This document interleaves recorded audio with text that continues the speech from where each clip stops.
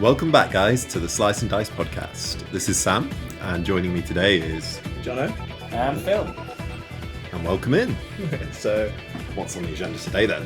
So, we were thinking that we'd chat about pre-release and how that little event went, because we've had quite a few turn up this time, didn't we? From your guys, but ended up being 8 at the pre-release. Oh, which okay. was, it's interesting because all the kits sold really well. But just a lot of people have obligations. Go ahead. Yeah. But the Wednesday event that we had after pre-release, so this Wednesday just gone, was really well attended. I thought, 14? 15. 15. Yeah, we had a couple of drop because of early leaves, but yeah, 15 is a good number for us. And it felt really healthy environment as well because everyone was just trialing and having a good time. So there was no meta nonsense because it was just all fun decks and having a good time. But with the pre-release, I think, didn't she say that? So I couldn't attend, unfortunately, because of prior engagements. But seems like you had everyone was quite buzzed around the. Yeah, it was a really, really fun pre-release format, I would say. Yeah, it was a bit bingo cardy. Everyone wanted to cast their first limit break. Who can pass their first limit break? I guarantee I played limit break wrong every single time in that pre-release. Despite the fact that you made the video. But Oldie expert becomes noob. Full circle. There were some quite good pulls. I think I saw somebody pull a full art. What's the lightning backup? Drace. Drace. We saw full art Drace. I pulled a full art Gilgamesh. Mike pulled a full art Adia, which made full circle into French's hands. I don't know what other full arts I saw, but we had plenty of legends across the board. I know Ant pulled a full art Jill Nabat at some point. Yes, because he took that picture of it. You pulled from your box. You pulled. Yeah, because obviously I wasn't there, so I came on Wednesday and opened my box, and I got a full art Glaive, which was quite nice because obviously I was quite interested in playing WADs. You opened a full art Vossler during the week this week. Yeah, no, I basically opened through our packs that we were obviously giving out at entry for Wednesday's tournament. I got a Vossler, which was nice. Really good. Yeah, so I actually had some pretty decent luck in my box actually because I got a foil Montleonis, which I'm definitely going to try and play around that guy. Nice. And I got a Reagan. Yeah, nice. Well, overall for the pre-release, it was a nice format. I was a bit heartbroken because I had the last 3 pre-releases I won. Yeah. But my Mike had a bit of a Adia Ultimisia engine going on, and my deck couldn't stand up to that. So set off second or something, which was It's definitely down to how well you pull. It's all about the box. It's all about the box. And I pulled 1 Cypher, 1 Fujin, 1 Raijin. Nice. And saw them basically every game, so it was just going to go nuts. It's FF8 is almost it's not as broken as in one set as Soiree's what is, but it's feeling sort of throw every good FF8 card in one set and see what everyone does with it. Here's your pre-built OP deck on the new set. Yeah. Here's the reason to buy the new set. It's it seems good. I mean, I definitely ordered some of the legends. It's interesting. I didn't go for Selfie, but I know a lot of people are playing the 3 colours, right? Yeah. We have on Wednesday been seeing quite a lot of the legends being played, and so I think because we didn't actually get to do a proper legends sort of review like we had done on previous sets. That's also something we want to try and we want to do a quickfire. Yeah, we're doing a quickfire legends today. Yeah. So we're doing 1 sentence about a legend, each of us, and a rating out of 5. Yeah. And we're gonna. I insisted on us changing who was going first because I want to see the chaos ensue. Yeah, and we'll do that a bit. We'll do that a bit later in the podcast. To try and artistically challenge ourselves to try and not ramble about a card. We get to do that later. But pre-release was the other thing at pre-release, to circle back, was job standard unit was really good because Ant played job standard unit. Yeah. And he did so well with that. Or was that with the new Warrior of Light? With the Water Warrior of Light? It was just with all the jobs. It can work be part of it, but they were good. Because all of the job standard unit forwards or I think even the backups, basically all of them synergize if you control 2 or more job standard backups. What's that from then? Because have I missed? No, they're just commons. They're just commons in Opus 22. They're literally, most of them say, do extra thing on if you control 2 job standard unit backups. Oh, okay. Yeah. Maybe and they were making the bread and the butter of half the decks. So are these one? So as a pre-release format, it was like there was plenty of removal and dull freezing, all kinds of stuff that made the pre-release really satisfying. It was like the haste one. I think it was like the Ninja was 4K haste, and if you control 2 or more job standard unit backups, it got bigger or something like that. Oh, okay. It was either got bigger or did a little bit of power or damage or something. The stupid thing is that I actually haven't fully looked into the commons of this set, because obviously the hype's been around the higher ended rarities. But I definitely will definitely have a look at the commons, because we've got commons. Commons coming up. It's gonna change the landscape of commons format. Definitely, our favourite. What won pre-release though? It was. Did you say it was Mike? Yeah, it was Mike's day. And Mike was. Oh yeah, of course we've already said that. But yeah, so I think, but then that sets the theme for just like what was on Wednesday. Really, yeah. So we had our monthly Wednesday. It was good. It was good. Like, this was my first sort of game playing with the new cards. As I say, I didn't come to pre-release, so like I knew out the gate. I think everyone knows that FF8 is going to be strong. So I took an FF8 deck with Selfie, Fire Lightning, sort of self mill. Yeah, no ice in yours. Yeah. No ice. Well, there was one. We had Renoas, but Renoa is basically free. Yeah. I put one Ultimecia in as well, and I made sure that was just there for maybe Ultimecia, like Ice Ultimecia from last set, for like special fodder, but also potentially I could get her back from like using Sick Kramer, but it was just a one-off. But it seemed like there was a lot of variations of FF8. Yeah. I don't know. I came across a few. I don't know about you guys. I didn't get a thorough look of all the decks that were playing FF8 in the room. Obviously, me and you played round 1. Yeah. That was an interesting game. Because I misdragoned your break zone to try and slow you down, and I board wiped you at one point. Yeah. You just hammered your backups down. Yeah. So your rebuild and recovery was unbelievable. You just had this huge board straight away, straight after the wipe. So I was like, wow, they do feel powerful, don't they, those guys? Yeah. Nice tempo to them. Yeah, I think my highlight, although I played Kirin Rampair because why not, badly, but it was mainly playing against Alfie. Game 3, playing brand new Knights with Corilla. He's loving that deck. And he literally saw... Shout out to Alfie. Yeah. He did Corilla, hit Gawain, and Gawain into Beatrix, warp Ramza. And I was just like... Okay, this is great for me. And then I thought, oh, this is just a really wide board, fine. And then I read Corilla, and Knights don't take damage equal to or lower than their power. I'm like, great.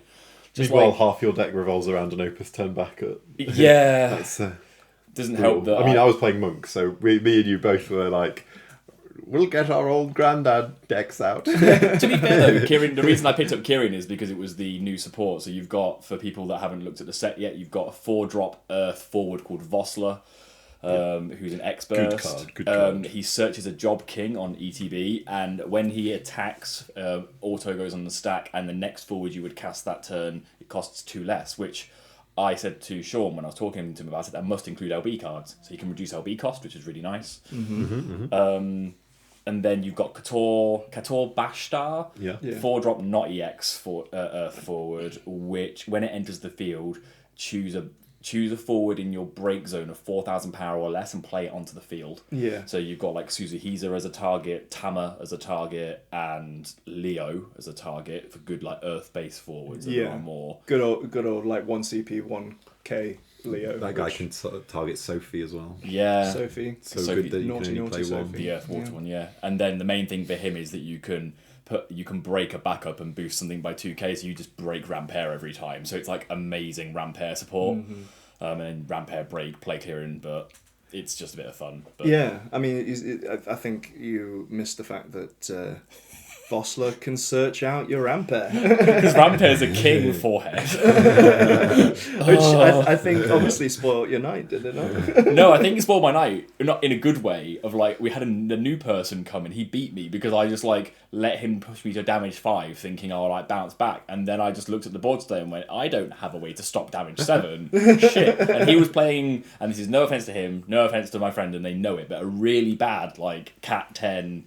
Mono water, wasn't it? No, water wind ish with like, he might have changed it, but when I saw it was like water wind with like loads of light cards, and it was literally just one of those games where I looked at it and went, oh, for fuck's sake, I've just like attacked too much. Is this the game where you thought you could play LB cards in your opponent's Moving swiftly on. Let's not turn the podcast into roasting, Phil. No, we don't want to do that. I can roast myself by playing LB cards incorrectly. But yeah. Yeah, I think to be honest with you though, like even though Lloyd, wasn't it? He's the new guy who came and he seemed to have a great time. He had some magic background, but he was playing. I was his next opponent, and he definitely wiped the floor with me as well because despite the fact that I was heavy on FFA, I can't believe that. But no, what it was is that I was playing how I play, which is like, I've got to get these backups down, I'm going to get set up, I'm going to play some good moves. He was just like, no, I'm going to play this forward that's going to bounce your card, and then I'm going to play this card down, and then a couple of extra little ones, so he's got like a full flood of boards, and then he's like, straight into bounce, put that the light Tidus putting it to the bottom of my deck. I was like, well, I can't play anything right now, so I'm actually fucked. So I'm just watching this guy just playing forwards, nothing else, and I was just like, this is definitely feeling really sad. So it seems both of you have experienced the pain of a Magic player who's new to FFTCG. Well, I don't know. This is a theme. I don't know whether it was that or whether he was just looking at the cards and going,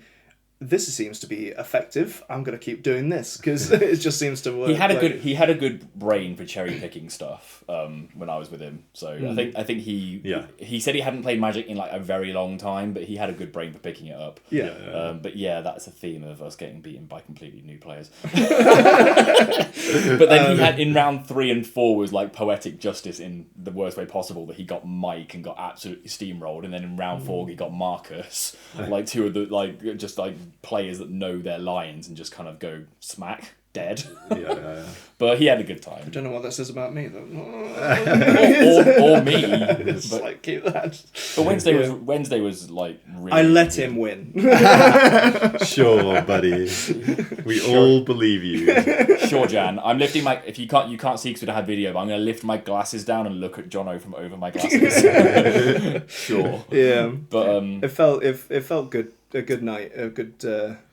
Like everyone was really nice. Really locals buzzed. to have that many people. Yeah. Really, everyone was really buzzed. Chuck some packs around. That was yeah, nice. Everyone was really excited, and I think it's like for us at Dice and in the Midlands, it's like start of the season again, because everyone's going to start going to locals regularly again. Even though we've not got events announced yet, it's now like the start of everyone wanting to get that stuff and play it and optimize everyone's woken up basically. Yeah, we're still waiting for events. After 21, Opus 21. Yeah, players love a new Opus, don't they? Especially, sorry. Go. Especially with the a new mechanic, which was everyone's going, oh, we're going to trial this. Yeah. You know? I get new Opus, like, I don't know what to call it. It's like everything's changed and I feel uncomfortable. the new Opus jimmies. You get the spasm of autism that comes on you. Goes, I hate change. I mean, fair one. Yeah. It's like I felt comfortable. I was ready to take this into my next tournament. Just tinkering my deck, like one card change at a time, And then there's like, here's some new powerful shit. Oh my god! Why can't I just Cecil Wall on the stack anymore? Back in my day, we YRP'd. I still think 4-color Wall could probably beat most of these new decks, but we'll see. We haven't even scratched the surface. Trial it. So. I mean, Ultimecia with a one special. If we pink and gone. Oh yeah. But you know. There's more to it than that sentence. I know. I'm just trying to. I just find all the niche things. Abilities as well. Like, how often do they happen? Okay, I think we should move on to doing some Legends quickfire. Yeah. So we'll do a brief recap before we go into it, and also to mentally prepare for the first card, I suppose, because we're doing this all off the cuff. So we've not really looked at this before because we thought, you know what, it will be funnier as well.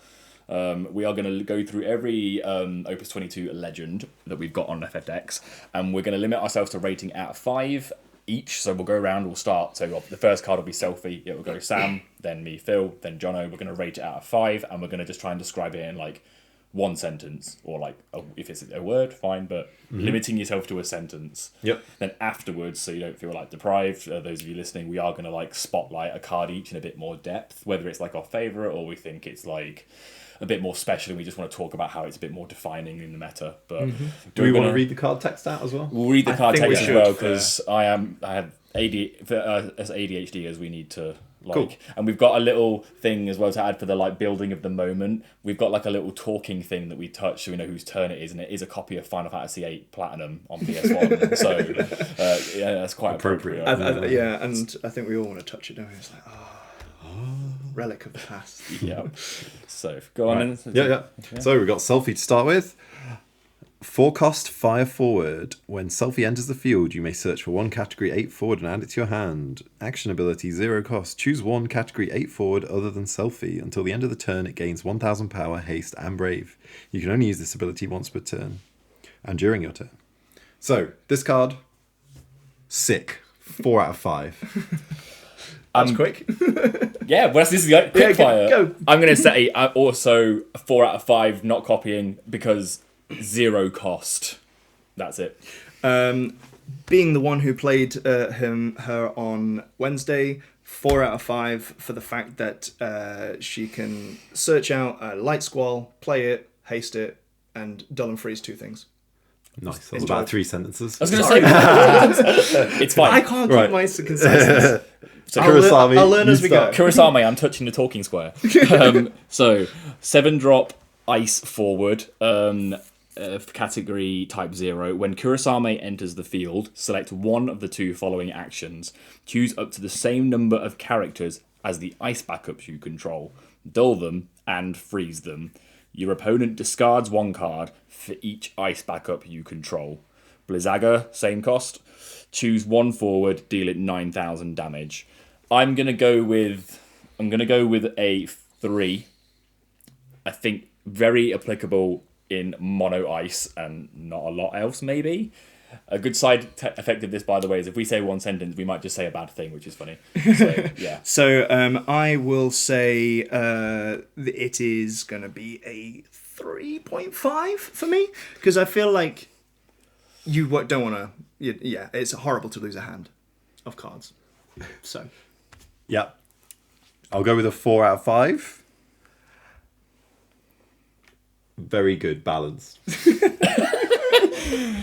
Your turn, Jono. Peak. Right, Sephiroth, 3 CP, 7k ice forward. When Sephiroth enters the field, your opponent discards 1 card. And its action ability is 1 ice, 2 colorless. Remove Sephiroth from your hand. Remove Sephiroth in your hand from the game, and you choose 1 dull forward. Break it until the end of your turn. You can cast Sephiroth removed by this ability's cost. You can only use this ability if Sephiroth is in your hand. Sick, pretty sick. I would say for me a 4 out of 5. Pretty scary, I think. I'm undecided on this one.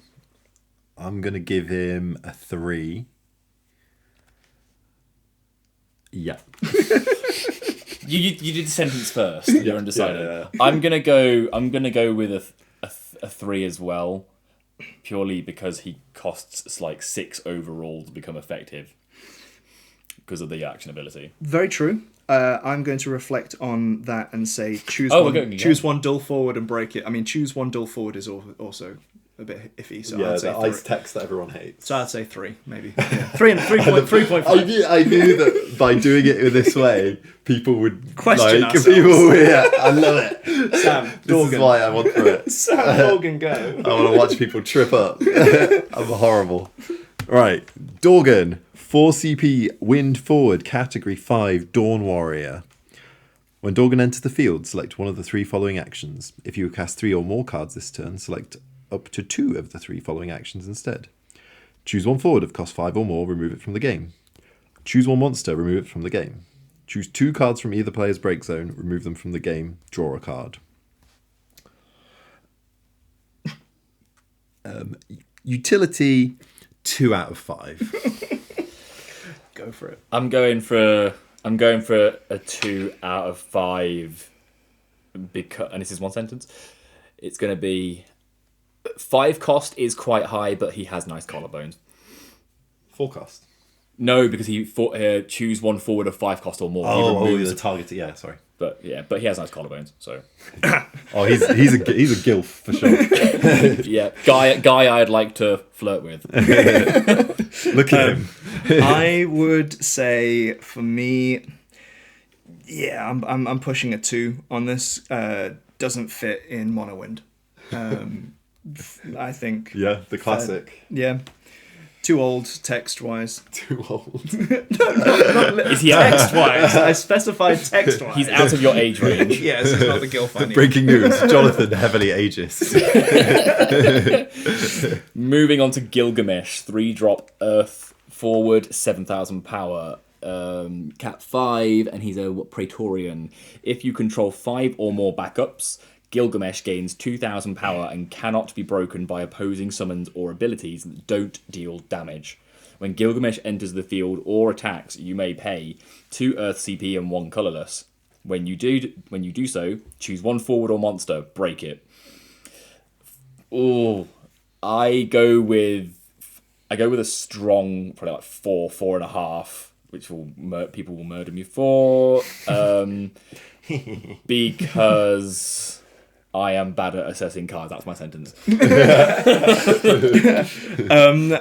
Fair point. I would probably say more like a 2 for me, because paying 3 every turn seems quite expensive. You have to choose that over paying back for anything else.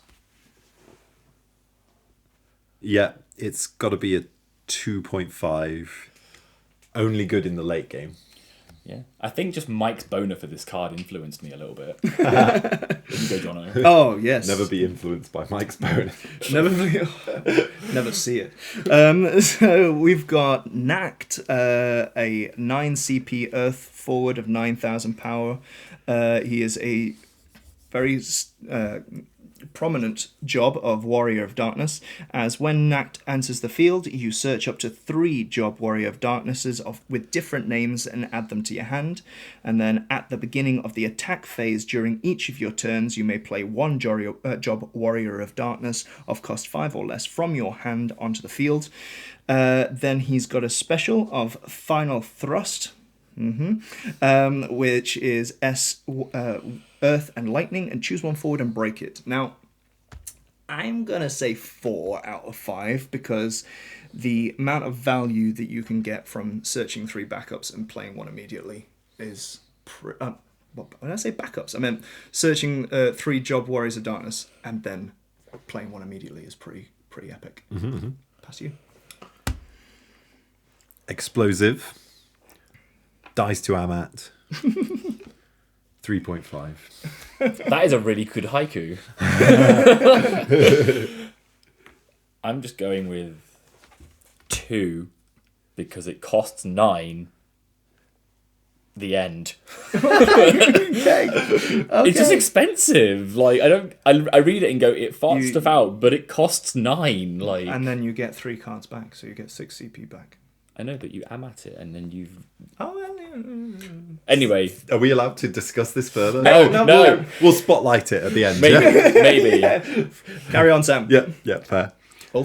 Ultimecia, 5-drop lightning forward, job witch, category 8 and Decidia. 9,000 power.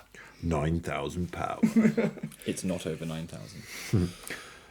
All cards in your break zone cannot be removed from the game by your opponent's summons or abilities. When Ultimecia enters the field, choose 1 forward. If there are 15 or more cards in your break zone, you gain control of it. S. Maelstrom. Choose 1 forward. It loses 10,000 power until the end of turn.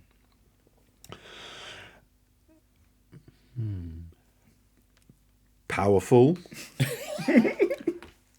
3. He's playing this game. It's not even a sentence. I love that your reviews are all forms of poetry. Like, I go with a 3 because actually very good.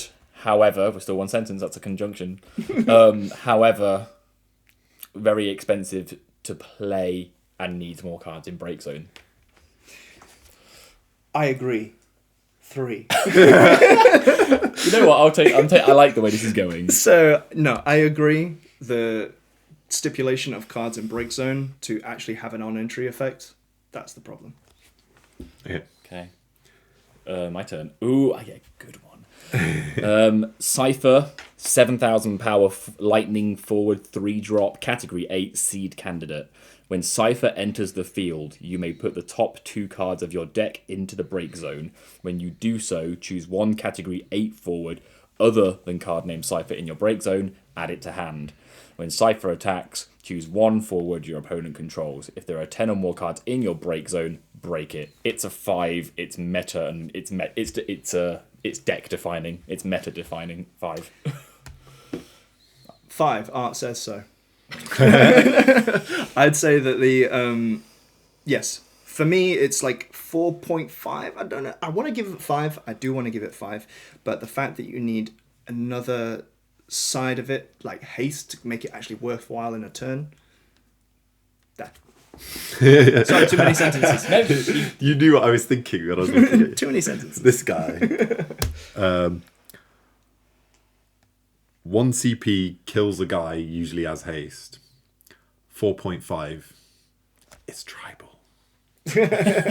Maybe she's born with it. Maybe it's tribal. Well, this girl seems to have some L'Oreal. So we're on to Corilla. The 5 will drop. Sorry, it just got that vine in my head. It's like Hurricane Corilla. You flow that hair. So she's a 5 CP water forward of 9,000 power. She is a job knight. If a job knight forward Category 11. If a job knight forward other than Corilla you control is dealt damage less than its power, the damage becomes 0. When Corilla enters the field, reveal the top 5 cards of your deck. Play up to 2 job knight with total of 4 or less among them onto the field, and return the others to the bottom of your deck in any order. So 3.5. I could see it kind of whiff, unless maybe, I don't know. I would probably say 3.5. I do like it. I want to try it. 3 because it's fun. There. Yeah. Thanks for keeping us concise, Sam. No worries.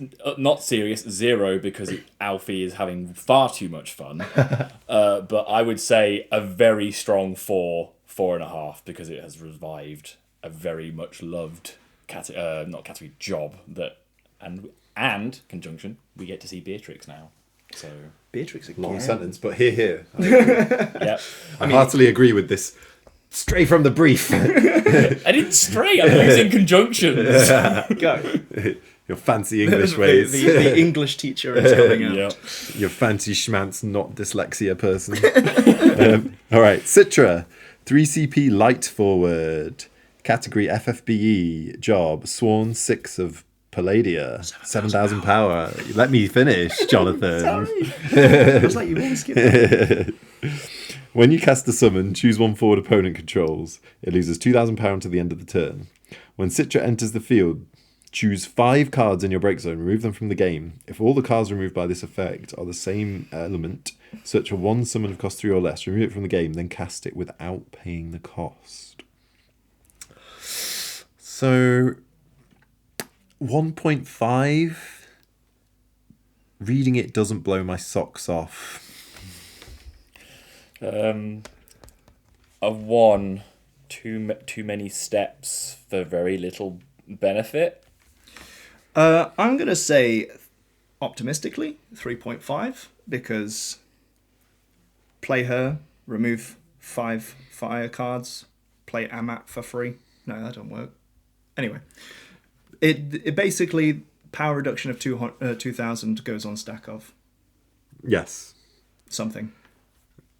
I'm unconvinced by your argument. Move on. Cool. Where are we? Oh, is it me now? Yeah. Yeah. Reagan, 6-drop Dark Forward from Final Fantasy Brave Exvius, Sworn 6 of Palladia, 9,000 power. When a forward other than Reagan enters your field, choose one forward your opponent controls, dull it. When Reagan enters the field, choose 4 cards in your break zone, remove them from the game.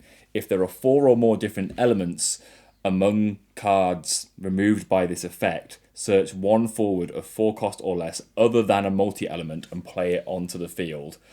I'm going to go with, purely because I've just come up with this in my head, but very easy to trigger. Wait, no. I'm going to give it We haven't looked at these enough. I'm going to go 4 and say, because it's very easy to trigger by just removing a wall from your break zone. Because there are 4 elements and you just remove a wall and it triggers. Uh-huh. Cracked. 2. I'm not going to play it. Wow. 4, good tempo card. Sweet.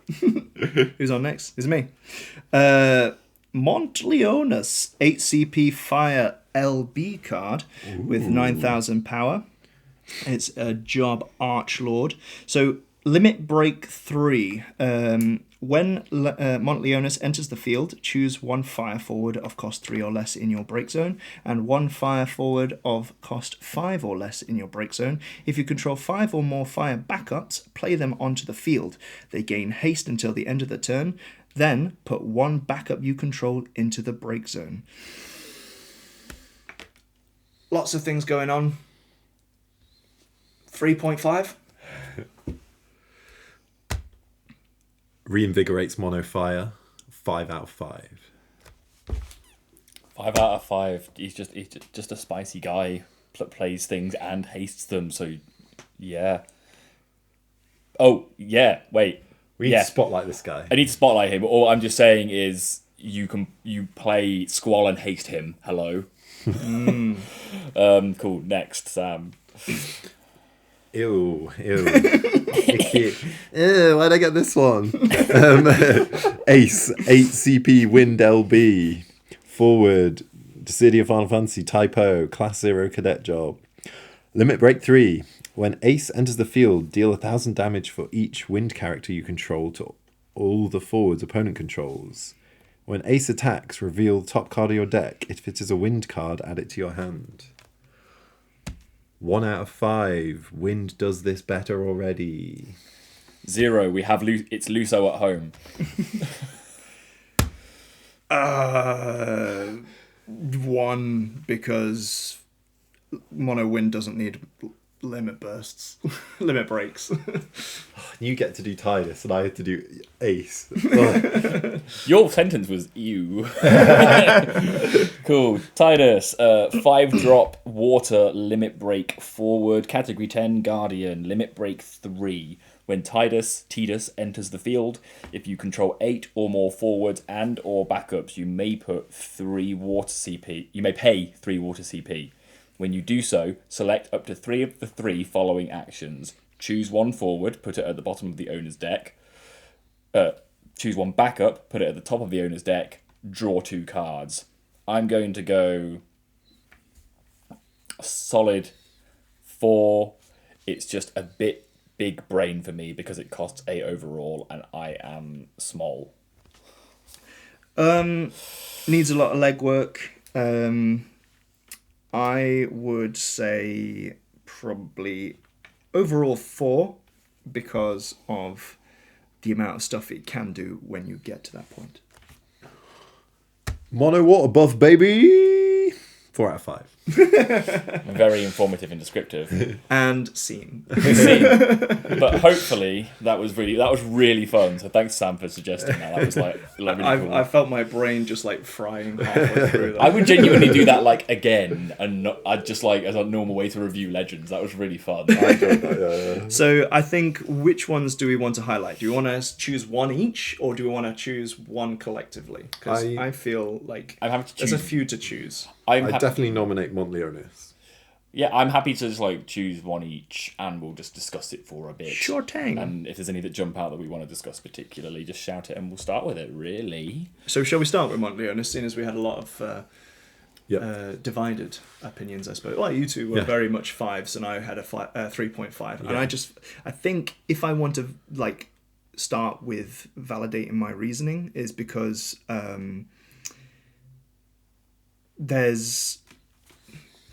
If you are playing monofire, you want to fit into more of a tempo monofire, and monofire in its heyday has never been so tempo in that way. If you know what I mean. I'd beg to differ. Maybe I haven't fanged around with monofire for a while, so maybe I'm reading this wrong. Yeah. So enlighten me. Being able to like late game, like load your break zone with an axe star, you're like late on damage, and you see you've got a busted effect on the stack, an X burst on the stack. You can Montleonis, trigger an X burst, or recover with a squall that is hasted and just like blow a board up. Yeah. Like it's a good recovery. Which squall are we talking about? Four cost. It's 4 cost 16 legend, yeah. Yeah.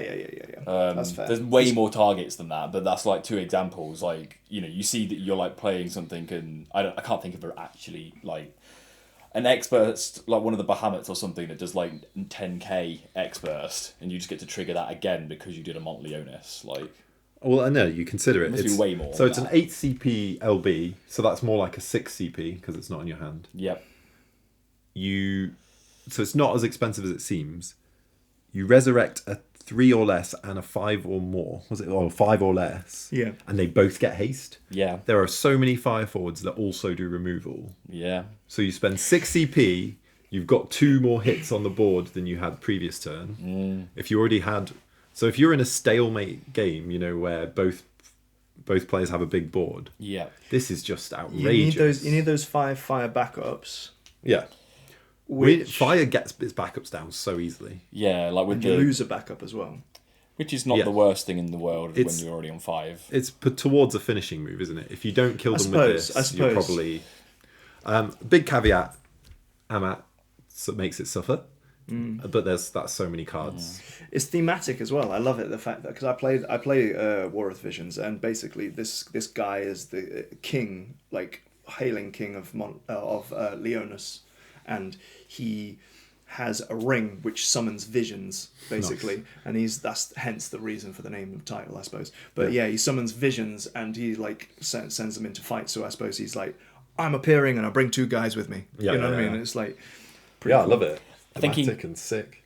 I think he encapsulates what we were saying earlier. Sam and I had a test game before, a couple of games beforehand, and LB generally seems to be a lot, not less impactful, definitely not, but it's not something you're like popping off every turn and you're like building your deck around LB. It's very like opportunistic ways to close. So I feel this showcases the fact it's a good card when the opportunity presents itself, and that's the point. Do you know what? I think you're right, because I've been quite hesitant around most LB cards and knowing what time's the right time, because typically they sit there and you forget about it for most of your game, because what you've built your deck around isn't necessarily around LB, because it's not synergistic effectively, unless you're playing something like Montleonis where you want that to be your focal point. I think out of all the LB cards, Tidus and Montleonis are like the only ones that are worth building around. Yes. Whereas like, you know, your Zax and your and your other cards are like, oh, this is good, and you know, Zach goes into a ping strategy, but because then you've got your cards like, you know, Matt or Leo that are just like, okay, I'll have it there just in case I've got extra CP and I want to draw a card or put a body on board. This is what I mean. So I think for me, I would definitely I'm putting it out there that I would probably find it quite taxing to play it at the time, but then obviously I don't think about late game, I think about active play at the certain times, you know what I mean? So late game being a thing, I've never really put my focus on that thought, because I'm thinking when I get to late game, when I get to late game, do you know what I mean? Will I get bodied before then? That's the thing about Mono Fire's got so much removal and resilience that it always gets to late game, and it finds its backups pretty easily. I mean, have you played against Mike like when he's gone on monofire? Yeah, it's I have, just but like I haven't. You just don't know what to do. You're just like, this will die if I play it. Go to backups, but he's going to have a good late game. The funny thing with Mike is he never sees backups on the build he runs, which is funny. But well, there we go. no, but his build, to be fair, he's not. Is like that build doesn't have a very good backup curve. But generally, Fire has good backup curve because you've got your Agito cadets. You've got your engines. You've got your Geomancer that reveals another. It does a surprising impression of water, considering. And then it's like the generic Cat 14 one that just says play for free if you control. Yeah. So many.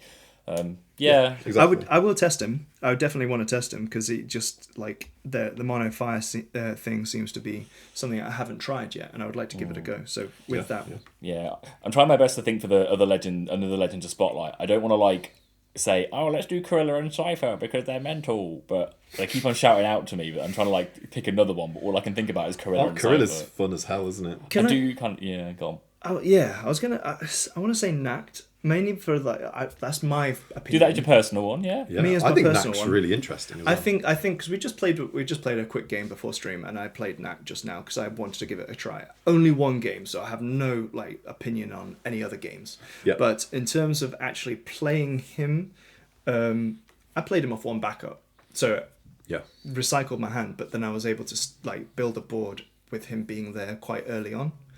You honestly can't underestimate that playing a Warrior of Darkness for free. No.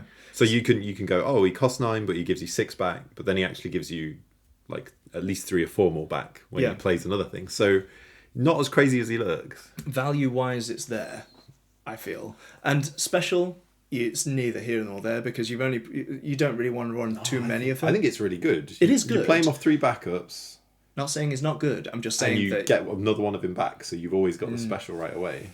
Yes. If you're wise to leave the Earth and Lightning open. Yeah. Say you've got one in hand that you, like for example, or even if you played the new Glaive, which you could get him back from Break Zone. Mm-hmm. You know, to do the special. There's so many cool little variations with it. I'm definitely going to tinker around with it a lot more, but I definitely feel like he's. The cost is huge. I get it, and I think off the bat you don't really want to. You're having to cycle through the hand that you've got to replace the hand with Warriors of Darkness. I kind of understand it though, only that he's very much like one of those like things you see in cartoons, like the pop-up tent. You press a button and you've got a tent. Noct is kind of that. It's like I'm gonna play Noct and fart out like a board of backups and a forward, or you know. Yeah. So I kind of get it, and the one thing that makes him a lot stronger that I'm realizing with some cards lately is I can't say new anymore, but like not an old hat, but.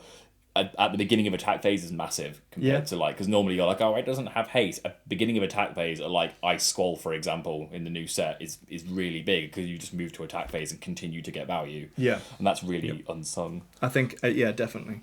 It's kind of not, but similarly reminiscent of Tyvus from last set, which searches you a thing that plays a thing for free. You know. The thing with this one though is that the new Warriors of Darkness that come out are cracked with playing it off of him. Mm-hmm. Say like the new Alba, when it's played from this ability, when she enters a field from an ability, break a 4 cost or less. Yeah. And when she enters, give something haste, and then Diana is draw a card played off the ability. Yeah. You know, so there's a few things that actually really work well with this. Yeah, he's got a full package of options. I'm pretty impressed so far. Yeah. I think as the next one, purely because it gives me some knowledge, and we've spoken about this a little bit, Cypher, I want to talk about more, and going away from, oh, it's so cool, Cat 8, is that a lot... I love Category 8. It's more that actually... Touch the disc. Sorry, Cypher. But is that... For me, this deck immediately screamed Yu-Gi-Oh! And I'm not saying that as a bad thing, but a few people have, like, I think a few people here have been speaking to, like, James Greaves as well. So hi, James, if you listen. Is that, like, this is very reminiscent of Light Swan in Yu-Gi-Oh! And also a deck called Tear Element. And this is basically milling cards in deck that have a trigger when they are milled from deck. And that is... I think that's actually new this set, isn't it? I think the Fujin and Raijin triggers are new. A lot of cards have milled, and FF players have never really seen value. My brain's saying there might have been one.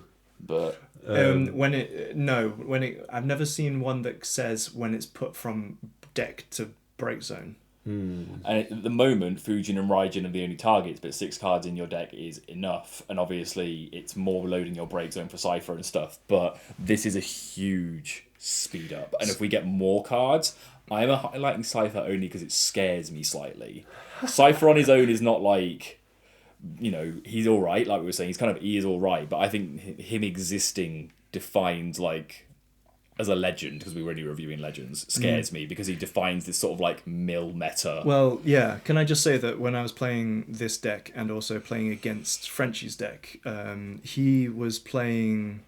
I managed to get an Irvine down quite early and I knew that he was playing mono lightning with this package, and I was thinking if I play my Irvine, I can get rid of his cards that he's discarded into break zone. I can kind of chip that down.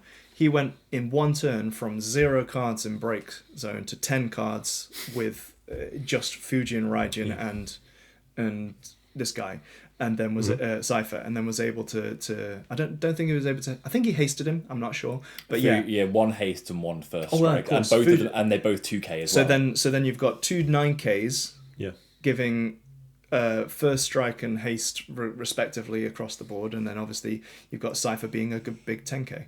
11K. So yeah, it's a massive thing when it works, But the moment we get any new cards that work off of that condition, they're just going to be immediately slotted in. And you can imagine at the moment. So for example, in this game, when you're milling your cards, so Don Corneo, for example, is mill 15, I think, which people have started discovering, or mill 10 or something. Yes, yeah. And at the moment, you would only, in this game, be able to resolve 2 things. So you resolve Fujin, Raijin, fart them out. Imagine a couple of sets in, you can potentially do 5 on the stack, because you've got 5 targets for that in deck. That's what scares me, because Tier Element was a Tier 0 format. It was basically that was the only deck in Top Cut representation. Essentially, in a top 64, there was 50 players that played Tier. So that's the only reason it scares me. I'm actually really excited though, because it's just Cat 8 and it's super cool. I trust the designers in Kageyama. They're not. Yeah, we're not going to get to a Yu-Gi-Oh level of format IMO. But, I feel like it's cool. It's a cool mechanic and idea. I would agree. Exactly. I think it's a new toy. I think it's a new thing that this game hasn't seen really, which is relying upon your break zone. Rather than just going back into your break zone for recursion, you're actually relying upon a number of cards in your break zone, which hasn't been seen much or even at all. I can't think of it. And the power level is just unbelievable, isn't it? It's just whoa. Imagine if you imagine if you're playing a bit say your Commons Cup deck, Fire, Wind, Mill, and imagine you see someone put down a Cypher and you're oh fuck, I can't play because I'm just going to trigger their cards. Yeah, good luck Mill decks. So you're against that. Yeah, I think because I played it in Earth and Fire. Earth and Fire? What am I talking about? Fire and Wind. Fire. Lightning, Wind, and Fire. I played it in Lightning and Fire, and I realised that the backup engine has now become really nice within Fire and Lightning. Oh yeah, you've gone for the triple backup. I went for this Kalia Cheval, which is basically a good Opus 5 card, which was basically a 4-cost lightning backup that searches you an Agito Cadet, which then basically searches you Miyu, which then searches you out another one. And turn 1, if you've got Cheval in your hand, then you can get 3 backups on your first turn. And I was doing that quite consistently. Despite that leaves me with nothing in hand, which I've got to watch out for most ice decks.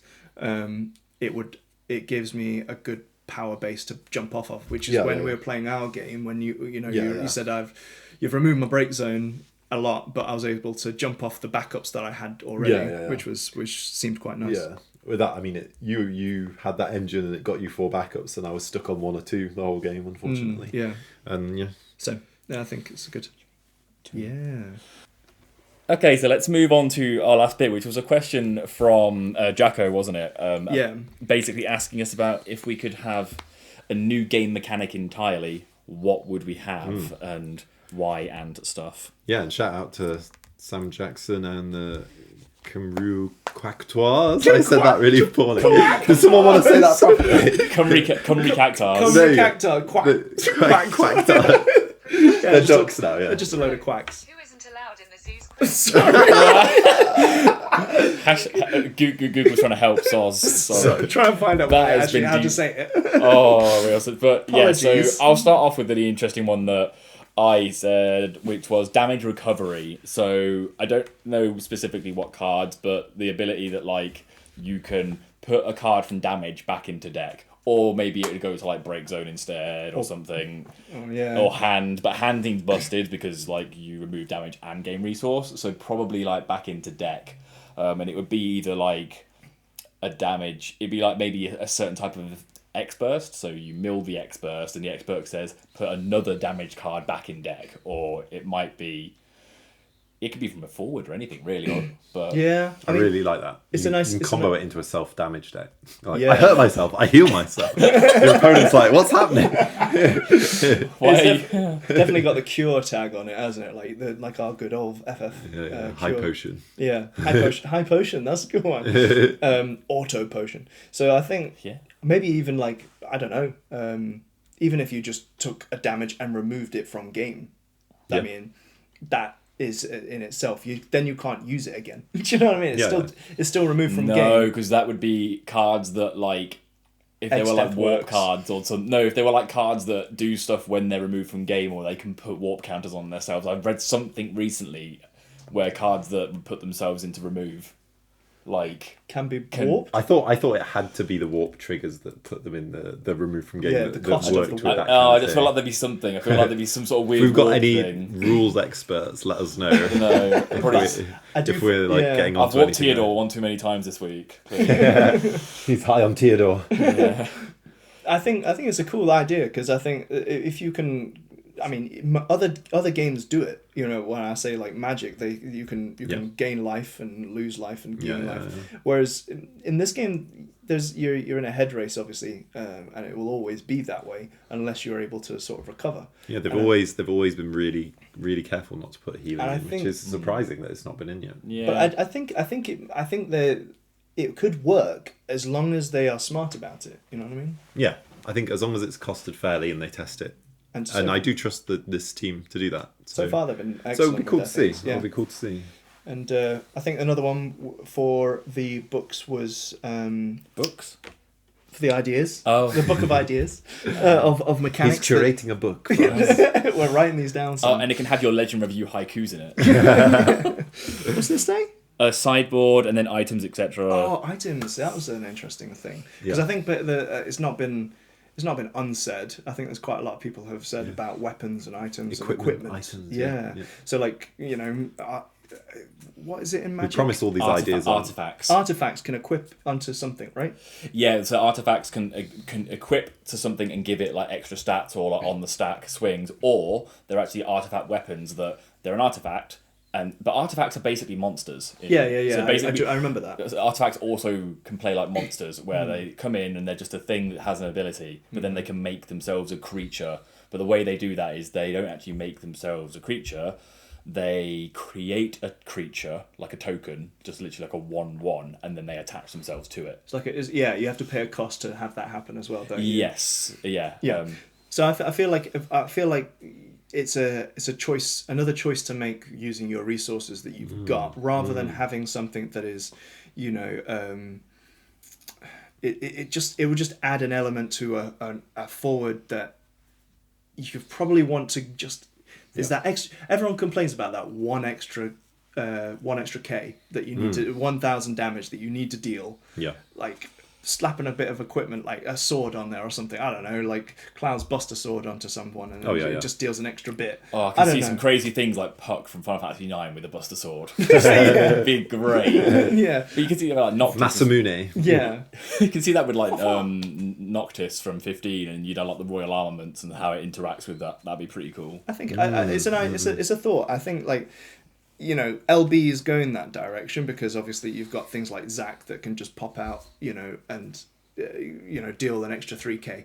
It's little things like that I suppose, which would be pretty You cool. actually reminded me of vehicles in Magic as well. And Yeah. I was like, oh, in the Final Fantasy 13, they ride their summons like vehicles, don't they? Yeah, So oh god. you could have some weird thematic mechanic thing going on there. Like with that. yeah, the car. I'm just thinking of 15 a lot because I'm playing Yeah. 15 at the moment. Oh, yeah. Sorry, I'm just thinking about Gladio pushing the car.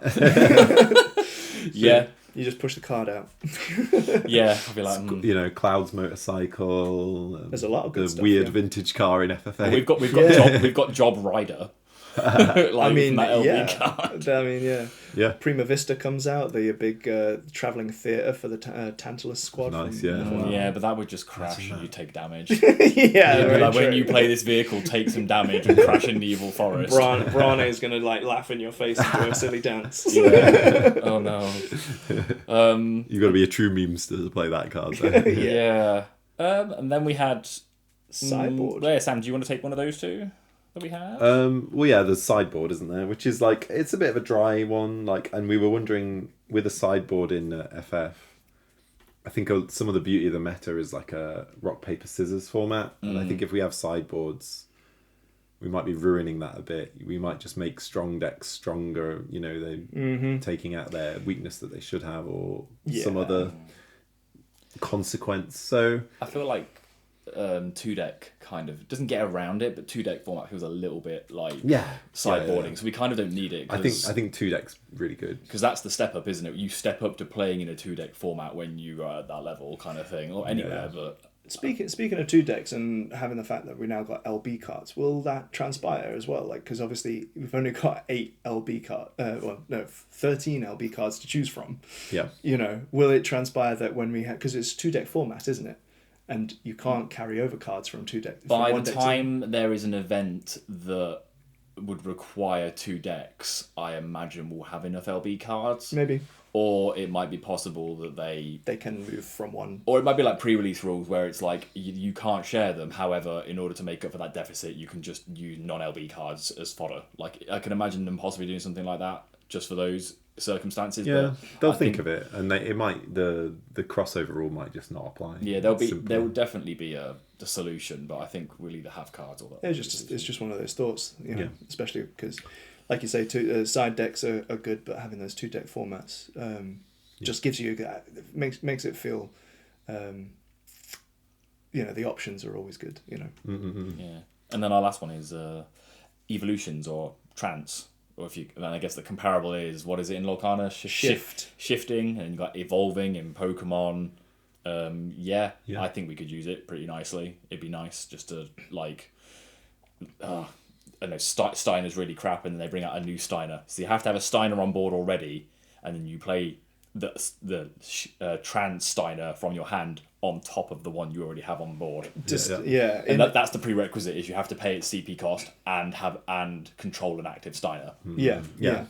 It could work. But like we were just saying, like trance is very honed into FF9. It would be lovely to see a good resurgence of FF9 cards. But imagine an FF9 tribal deck that got into the meta. Woo! Wow. It would I'll scream from the rooftops. It would have a board wipe Kuja. Yeah. It would be like destroy job genome. Well, Zidane would absolutely hate that, obviously. But I think even that the fact that we've got so many crazy Zidane cards, like the Fire Wind Zidane is horrible enough to then play that and then go, actually, here's an even better one that I'm going to shift on top. We were trying to imagine how you would have a more egregious card. Just go and throw your opponent's deck in the bin. Or Spit on your remote. Just take a dump on their chest. Oh, Too far, man. So, what a way to round it out, eh? I just can't. Oh we were trying to have a nice podcast. We have to lower the tone at some point. So, there's a deck that goes in the bin, spit on it, and then no, stop. Okay, there you go, Jacko. There's Jono's new game mechanic. Shitting on your chest.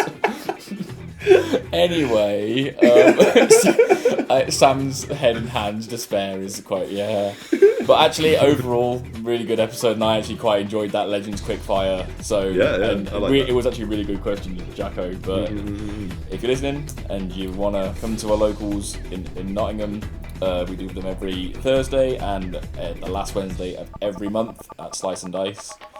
And otherwise, ask us any questions you've got. Tell us some cool stuff. Yeah, thanks to the people who stayed till the end. I'm sorry you got that nasty surprise, but we appreciate you anyway. Oh my god. There'll be more to come. Someone stop him. Thank you very much for sticking with us, and we hope to catch you on the next one.